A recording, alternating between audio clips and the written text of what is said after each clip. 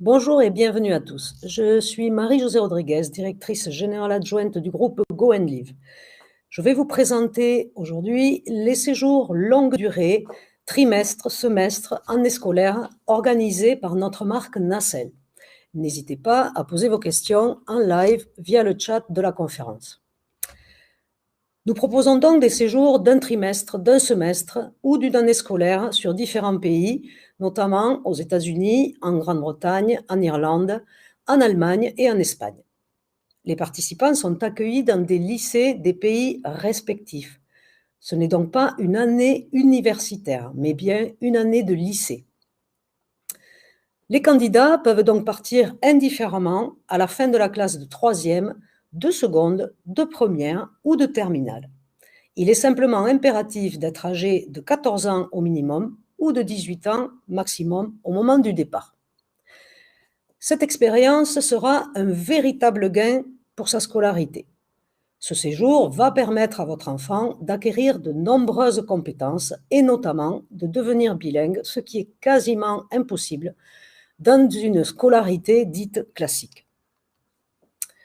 Ainsi que votre enfant ait une personnalité affirmée et le goût de l'aventure, ou qu'au contraire, il soit plutôt timide et réservé. Les séjours longue durée s'adaptent à tous. Ils peuvent conforter votre enfant dans son choix de carrière, lui apporter la maturité et les outils indispensables pour poursuivre ses études, lui faire découvrir un nouveau système scolaire. Cependant, cette expérience, aussi enrichissante qu'elle soit, demande beaucoup de maturité et de motivation. Nous estimons qu'à partir de 14 ans, les jeunes ont déjà un bon niveau linguistique et une certaine autonomie. C'est pour cela que nous proposons généralement, comme je disais précédemment, nos séjours de 14 à 18 ans. Alors attention, suivant les destinations, il est à noter, par exemple, que les écoles publiques américaines n'acceptent que des jeunes à partir de 15 ans et jusqu'à 18 ans et 6 mois au moment du départ. Le profil du jeune, il doit être bon élève, bien dans sa tête, comme on dit chez nous, autonome, motivé. La décision de participation à ce programme doit venir de lui, bien entendu, appuyé et soutenu par ses parents. Comment on s'y prépare une fois qu'on a décidé de participer à ce programme? Le candidat et ses parents doivent réfléchir ensemble, réfléchir aux motivations. Cela doit s'inscrire dans une démarche de projet mûri en famille, car cela impacte non seulement l'enfant qui part, mais aussi ses parents et également les frères et sœurs. Pour cela, il faut du temps. Par exemple, pour les départs de septembre 2021, les inscriptions sont malheureusement déjà closes. Les parents qui souhaitent voir partir leur enfant en année scolaire devront attendre désormais août 2022. Donc, pour un départ août 2022, on doit s'y préparer un an à l'avance, à savoir à partir de septembre 2021, dès la prochaine rentrée scolaire en fait. Une fois que le projet a été discuté, décidé avec son enfant, la première étape, il est conseillé de prendre rendez-vous avec son chef d'établissement avant toute inscription à un tel séjour. Et ce, pour avoir son sentiment quant à l'expérience et étudier avec lui surtout les modalités de réintégration dans l'établissement scolaire de l'enfant. En effet, certains chefs d'établissement accepteront que l'enfant, à son retour de l'année scolaire passée à l'étranger, passe en classe supérieure. Mais d'autres préféreront qu'il reste sur son cursus habituel et considéreront que cette année à l'étranger a été une parenthèse dans la scolarité. Ainsi, l'enfant devra reprendre en France la classe prévue avant son départ.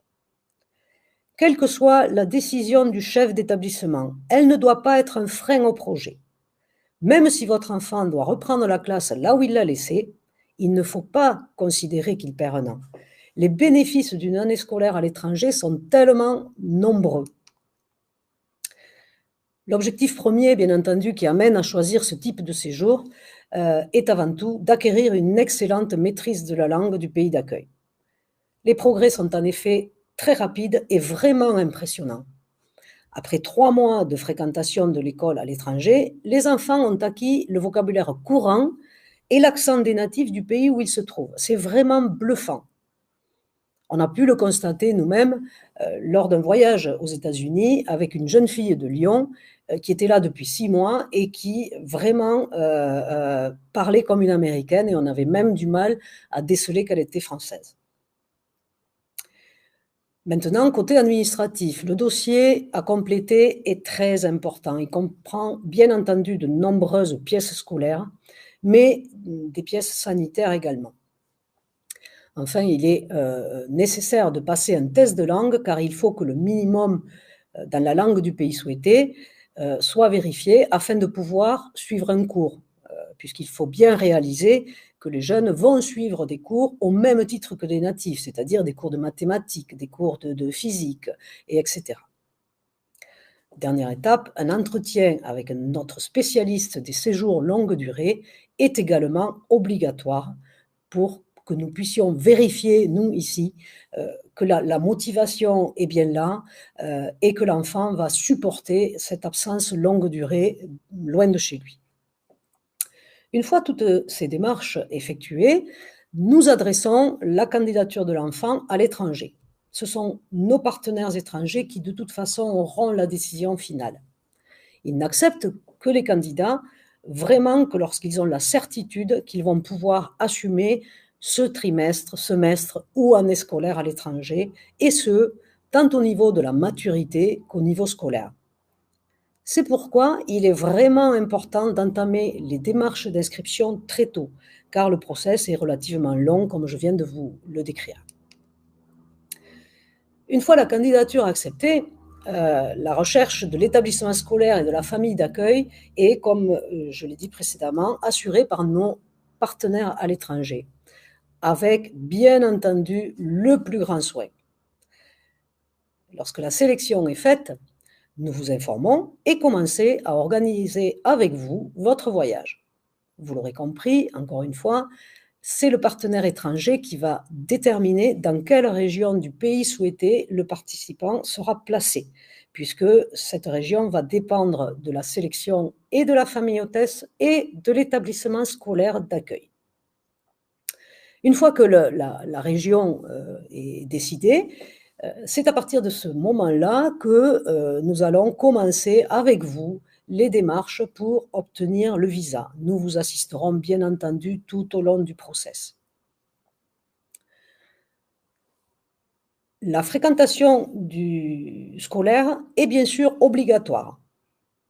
Attention, pour les années scolaires complètes qui durent 10 mois, départ fin août, retour juin de l'année suivante, il n'y a pas de retour au domicile, donc l'enfant doit être vraiment préparé, et notamment pour les pays lointains, comme les États-Unis ou le Canada par exemple. Pour les séjours en Europe, on peut envisager un retour sur certaines petites vacances. Mais cela est quand même très fortement déconseillé. De même qu'il est très fortement déconseillé aux parents d'aller voir l'enfant trop tôt dans le cursus de l'année qu'il va passer à l'étranger. Pourquoi ? Eh bien, parce que revoir ses parents ou éventuellement ses frères et sœurs va provoquer de la nostalgie, de la tristesse chez l'enfant et un souhait de rentrer à la maison.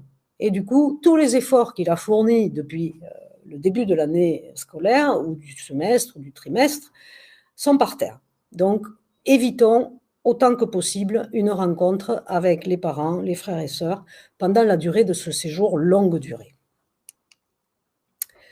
Qu'attend l'école, l'établissement scolaire qui va accueillir les enfants ? Eh bien, ils attendent de l'élève qu'il soit investi, assidu, qu'il rende son travail au même titre qu'un élève du pays d'accueil.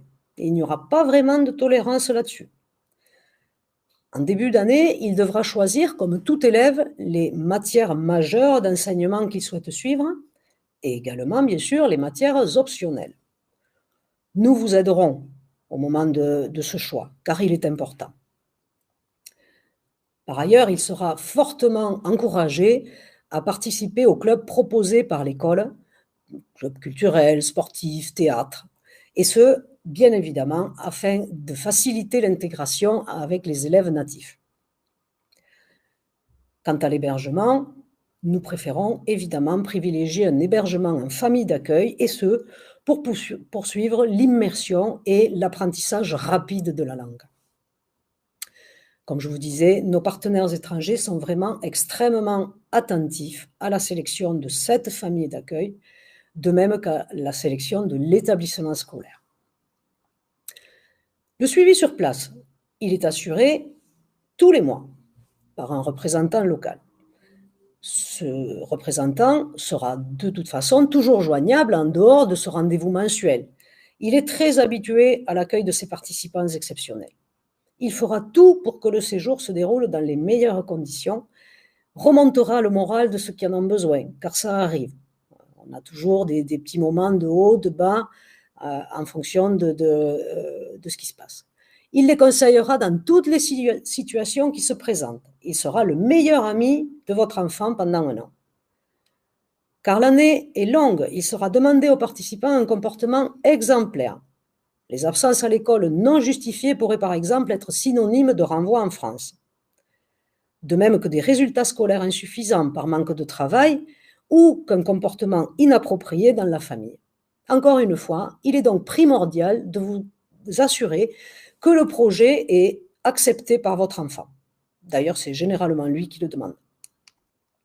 Les bénéfices de ce programme sont vraiment très nombreux et les efforts consentis par votre enfant en vaudront la peine. Votre enfant ressentira les effets de cette expérience dans le temps, bien après son retour en France. Ces bénéfices, ils sont nombreux, je vous en cite quelques-uns: devenir bilingue et acquérir des compétences linguistiques à vie, s'ouvrir à l'international et découvrir une nouvelle culture, préparer son avenir professionnel et personnel, gagner en maturité et en autonomie, et surtout, vivre une expérience humaine unique. Voilà ce que je pouvais dire sur le sujet aujourd'hui. N'hésitez pas à prendre contact avec mes collègues pour plus de conseils et des réponses à vos questions. La prochaine conférence débutera à 11h15 et traitera de la France, une destination pour apprendre une langue étrangère, notamment l'anglais. N'oubliez pas de cliquer sur le lien de cette conférence si vous souhaitez échanger avec nous sur le chat. Je vous remercie de votre attention et nous vous attendons avec plaisir sur nos différents stands de la journée. Bonne continuation!